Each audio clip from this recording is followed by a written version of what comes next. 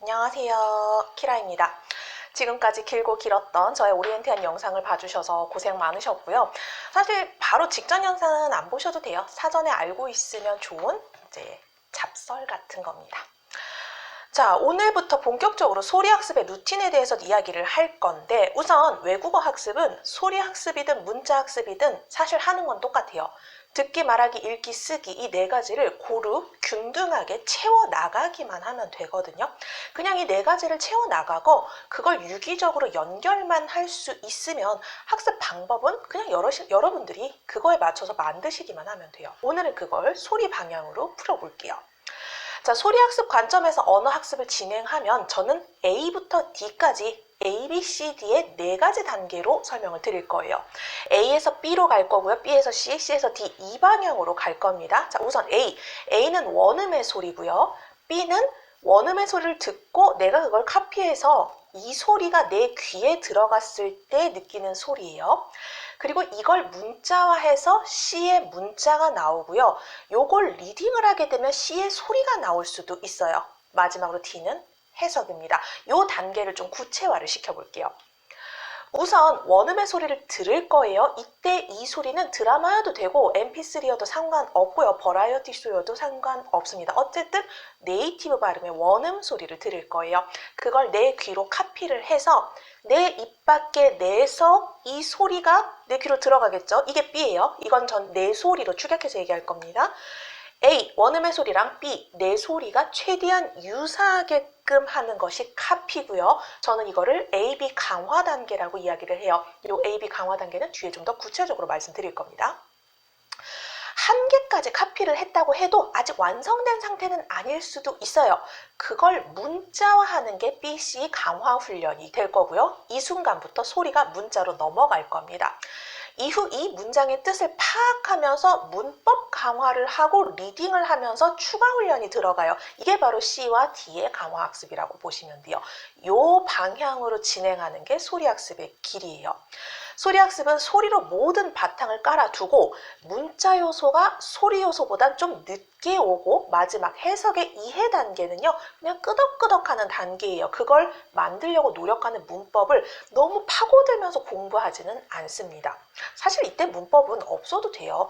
있으면 참고 요소고요. 지금 당장 내가 그걸 참고하는 건 아니거든요. 왜? 나는 지금 A-B 강화 단계일 테니까요. 문법이라는 건 문장을 만들기 위한 공식이잖아요.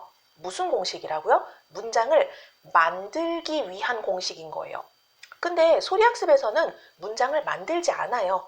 있는 문장을 그대로 카피를 할 거기 때문에 내가 정말 노력을 해서 문법을 적용을 하려고 노력해서 애를 쓰지 않는다는 얘기예요. 가끔 어떤 선생님이 문법 공부하지 마세요라고 한다면은 문법이 중요하지 않아서가 아니라 소리에 대한 이야기를 하려고 하신 걸 수도 있어요. 근데 우리는 당연히 문법을 하긴 할 겁니다. 우리는 원어민이 아니고 지금 제 훈련은 바이링거를 만드는 훈련이 아니에요. 어디까지나 우리는 외국인이에요. 그러니까 문법이라는 걸 하긴 할 거예요. 나중에 응용력이 발휘가 돼야 될 때쯤, 다시 말해서 지금 말고 한참 뒤에요. 지금은 잠깐 창고에 넣어둘 겁니다. 자, A에서 출발해서 D까지 가면 소리 학습의 방향이라는 건 좀 이해가 되셨나요? 이 학습 방법의 화살표를 반대로 뒤집으면 문자 학습의 순서가 되고 요게 아마 우리가 가장 익숙한 학교에서 하는 공부가 아닌가 싶어요. 저는 문자 학습도 틀렸다고 생각하진 않거든요. 근데 문자 학습자들의 가장 큰 오류가 여기서 나타나요. 교과서로 가지고 공부를 하시는 분들이겠죠. 대부분의 경우는. 우리말 해석을 확인을 하고 그걸 해당 언어로 어떤 문법에 적용되었는지 어떤 어휘를 사용을 했는지 눈으로 봐요. 그럼 이제 문장을 내가 보게 되는 거죠. 눈으로 보는 문장 그게 바로 C고요. 이걸 리딩을 해요. 문장을 보고 리딩을 한 다음에 해석을 하는 방식으로 가는 경우도 있기는 하지만 어쨌든 이건 CD 강화의 순간이란 말이죠. 자, 리딩이라는 거는요. 내 입 밖에서 나온 리딩의 결과물이 C 소리지 이 소리가 원음의 소리랑 가깝지 않을 가능성 매우 높죠. 여기까지는 괜찮은데 문제는 여기서 멈춰요. D와 C, 그 다음에 C 소리, DC, C 다시 이 세 부분은 강화를 엄청나게 많이 시켜놓고 여기서 더 안 나가요. 문자 학습을 하려면은 이 방향은 괜찮거든요. 그러면은 A, B 부분과도 해줘야 될 거 아니에요. 안 해요. 안 하고 멈추는 게 가장 큰 문제예요. 가끔 mp3 소리를 다운을 받아서 A 소리를 듣는 사람도 있어요. 근데 듣고 끝내요. 이걸 갭 차이를 줄이기 위한 소리 훈련, AB 강화는 없습니다. 그나마 소리 훈련을 하려고 노력하시는 분들도 AB의 갭 차이를 줄이는 AB 강화 훈련이 아니라 AC 강화 훈련, 즉 듣고 받아쓰기를 하거나, 참고로 받아쓰기 하는 것도 엄청난 소리 훈련이에요. 이걸 하시는 것만으로도 사실상 괜찮아요. 근데 대부분의 경우는 AD 강화로 가요. AD 강화는 사실상 할 필요가 없는 건데 A를 듣고 이게 무슨 뜻인지 해석을 한 다음에 문제를 풀어요. 즉 BC 과정을 빼버려요. 내 소리가 어땠는지 집중하는 일은 더더욱 잘 없어요. 당연히 그냥 C와 D만 하고 멈추는 거에 비해서는 훨씬 낫죠. 근데 여기서 B 소리를 빼고 A에서 바로 D로 가잖아요. 원음을 듣고 이게 무슨 뜻인지 생각을 한 다음에 그 다음에 추리를 해요. 그 정도면 아마 이 문장쯤 되지 않을까? 추리 능력과 듣는 귀를 발달시키는 데서 멈춰버려요. 저는 춤을 못 추지만 와, 저 사람 진짜 잘 춘다라는 느낌은 받을 수 있거든요. 저도 눈이 있으니까요. 저는 영어를 못하지만 어떤 영어를 하는 누군가의 소리를 들으면은 와, 저 소리 되게 편안한 느낌 든다. 와, 저 사람은 나랑 비슷하게 되게 버벅대고 있다 정도는 구분할 수 있어요. 귀만 있으면 들을 수 있거든요. 만약에 이런 식으로 훈련을 하게 되면은, 즉 이후 훈련을 통해 아마도 이 정도 소리면 이 정도 뜻일 것 같은데 라는 추리 능력치가 올라가요. 이게 듣는 귀가 발달하는 거고 실제로 듣는 거랑 좀 달라요.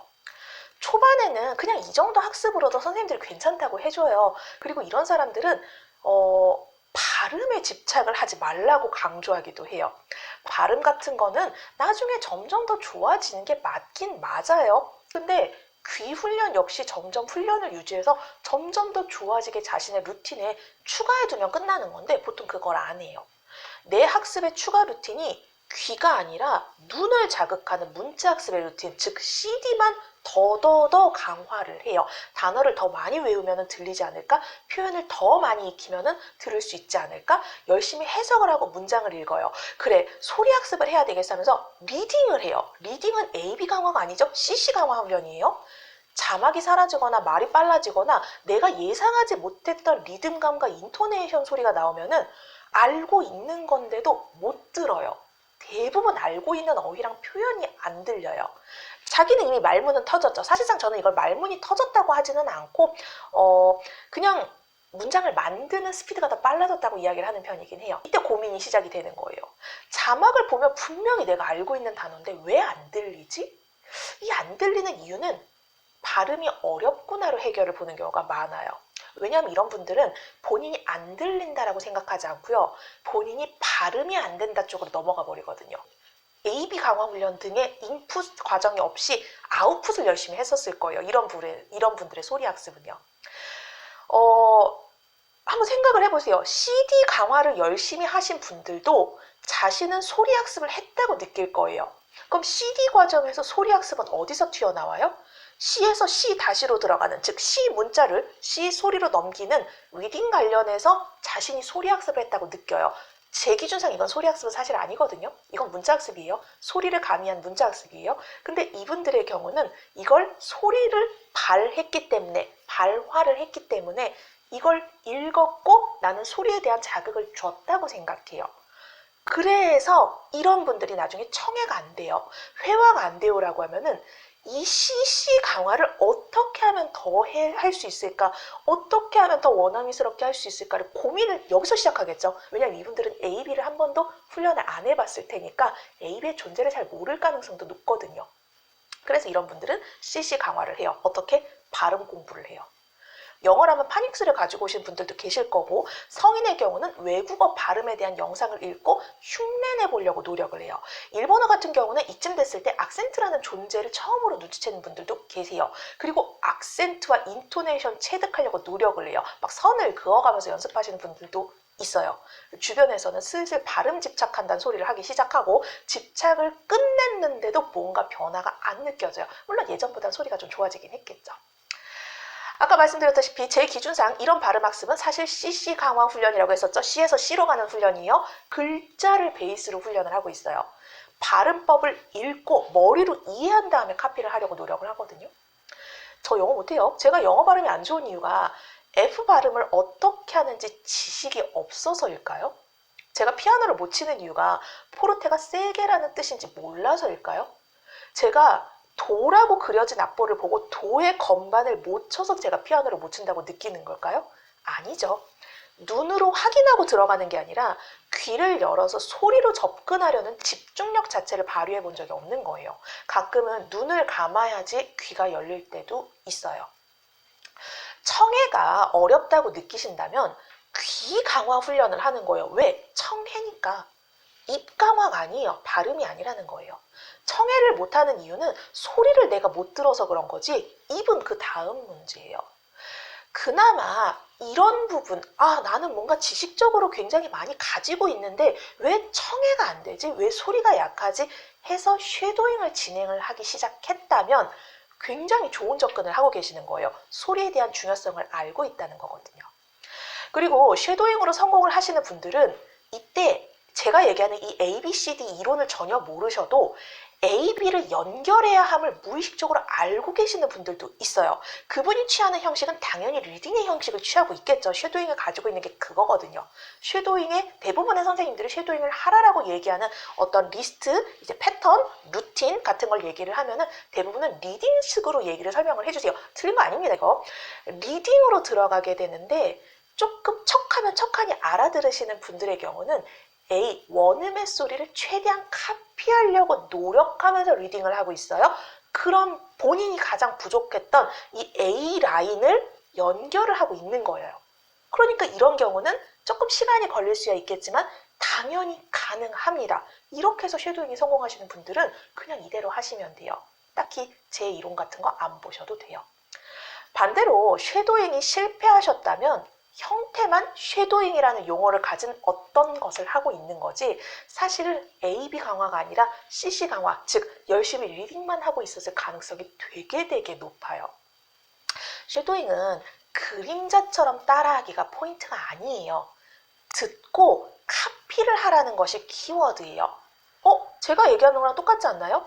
A, 원음의 소리를 듣고 B, 내 소리와의 갭 차이를 최소화하고 이게 카피잖아요? 결과적으로 같은 이야기를 하고 있는 거예요. 근본은 똑같아요. 외국어에서 소리 라인, 소리 영역의 근본은 하나밖에 없어요. 듣고 카피하기, 만들어내지 않기. 이걸 어떻게 하는지 구체적인 루틴을 설명을 하는 게 쉐도잉이란 이름을 가진 학습법일 수도 있고 제가 말하는 소리 드라마 학습법일 수도 있고 이건 선생님마다 다 달라요. 하지만 근본은 똑같아요. 듣고 카피하기, 만들지 말기. 여러분이 기억하셔야 되는 거는 쉐도잉을 하라니까 쉐도잉을 해야지 소리 학습법을 하라니까 소리 학습법을 해야지 이런 어떤 하나의 학습법이 아니라고 했어요. 명칭 하나 그럴듯해 보이는 학습 방법에 꽂히지 마시고 그 학습의 본질이 무엇인지 꿰뚫어 봐주세요. 중간에 브레이크가 걸릴 때 많거든요. 예를 들면은 드라마가 너무 어려운데 뭐 어떻게 안 되나요? 이거는 저한테 맞는 드라마가 아닌가요? 좀 쉬운 드라마를 좀 어떻게 해야 되지 않을까요? 장르에 문제가 있는 것 같은데 장르는 어떻게 선택하죠? 문법은 어떻게 추가로 공부하죠? 발음 공부는 어떻게 해야 돼요?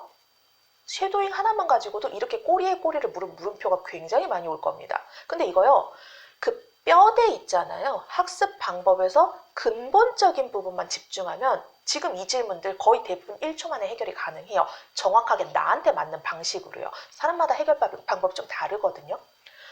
소리학습의 ABCD 루틴은 앞으로 드라마를 하든 기초교재를 하든 무조건 베이스화 시켜두어야 하는 루틴이에요. 그리고 AB 강화의 세부 루틴, BC 강화 루틴, CC 강화, CD 강화 이런 세부 루틴이 또 있겠죠. 하지만 소리학습의 본질은 뭐다? 듣는다, 카피한다. 그걸 그대로 말하는 게 회화예요. 문장 만들 필요 없습니다. 나는 회화가 하고 싶다. 그럼 인풋이 필요하겠죠. 그럼 들어야 되는 거잖아요. 그걸 내 식대로 변형하지 말고 그대로 듣는 거잖아요. 그리고 이때 필요한 추가 문자학습 루틴은요. AB 루틴 끝난 다음에 시작을 할 거예요. 모든 선생님들이 정말 다양한 이야기로 우리에게 영어를 잘하는 방법, 일본어를 잘하는 방법, 중국어 이거면 끝납니다. 외국어를 잘하는 방법을 너무너무 친절하시게도 다 꺼내주세요.